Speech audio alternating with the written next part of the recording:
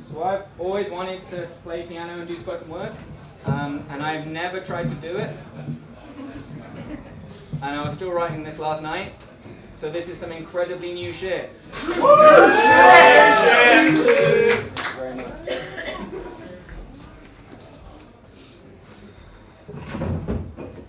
This might go terribly.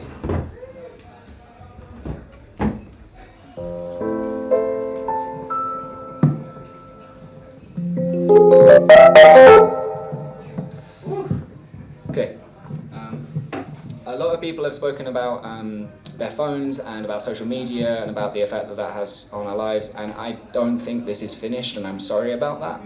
But I wanted to write something that would fit with the piano because it's really hard to write something that goes over a rhyme scheme without sticking to it and then play something that's in a timing. The brain goes in two different ways. So this is about that, and it's called the Perspective Vortex. It's one of those nights where I've given up the ghost early. Gone home and curled into bed with my neck by my knees and my hands on my head so I can lose myself in my phone instead. See, I've got Tinder and Hinge and Grindr and Bumble, and I'm lying there swiping, hoping I'll stumble across someone who gives a shit. Or at least gives me that serotonin hit of a match. Oh. Nope. It's not the fact of being rejected by people I don't know, it is knowing that if I could just wink in the right way or say the right phrase at the right time, I could change my life. And every night, I don't do it.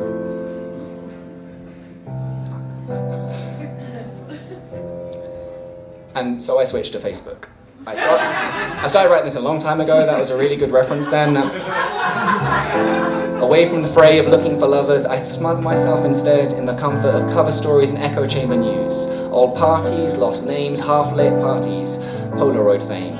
The same inane search for a smiley from a stranger. These aren't acquaintances, I don't know him, I hate her. It's a window through a wall to a TV where all that's playing are the highlight reels.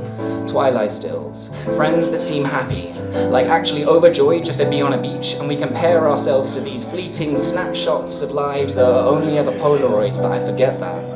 We all do. When we look at our own posts and photos, we're aware of the selection process.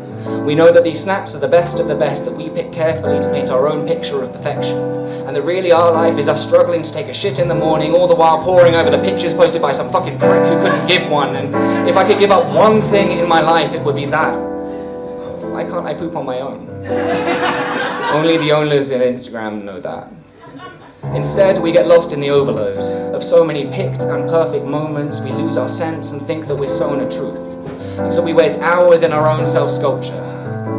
Pained puns painted on pictures of punters in pubs make us sick to our stomachs when we post them. We post them all the same, to be part of this game, to be able to say, I'm here, I exist, I'm alive, like me, like me, like me. It's just our generation's graffiti.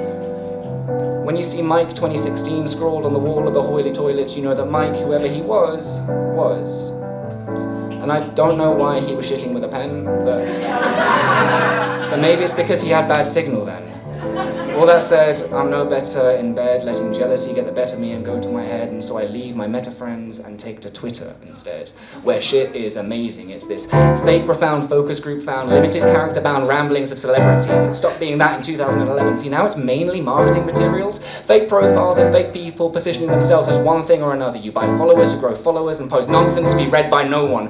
Content which exists only for comments so that you can be seen to be liked by people who like to be seen to like people like you.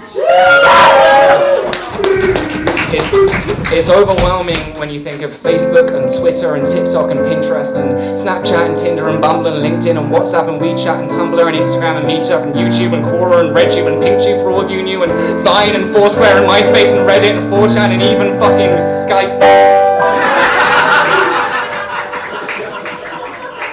I get that it's overwhelming, but they're not the point, not really. These platforms are just jostling for position to show us the potential of a connected existence, the potential of life.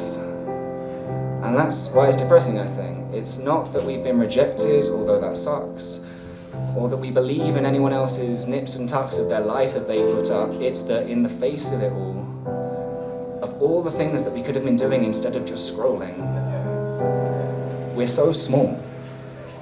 is the total perspective vortex. The torture of the knowledge of your own insignificance. Douglas Adams knew it in the 60s, that people like to make pockets and are scared of infinity. Because it is scary. Because suddenly the whole world is on my phone. It's my phone. It stopped being that years ago, now it's where I wrote this poem. It's where I show it to my friends. It is a portal to infinite possibility. It's our bridge to each other. It's our Bible, our teacher. It's all of human knowledge. It's a tool. And with it, with the wit, I could do anything. Everything I need to be anything I ever wanted to be is right here. Everything I need to meet the person who completes me is right here, giving me tumors in my testes as I sleep and arresting me at the fact that every day I don't do it. And there's no one to blame but me. I could be anything, and every day I don't do it. And there's no one to blame but me. We're not scared that we are small or insignificant. We're scared that we are mighty beyond all measure. For then the fault is only ours, and the decision we make every day to be lazy and comfy and entertained. Oh, fuck it. I see what Jess is up to these days. Thank you.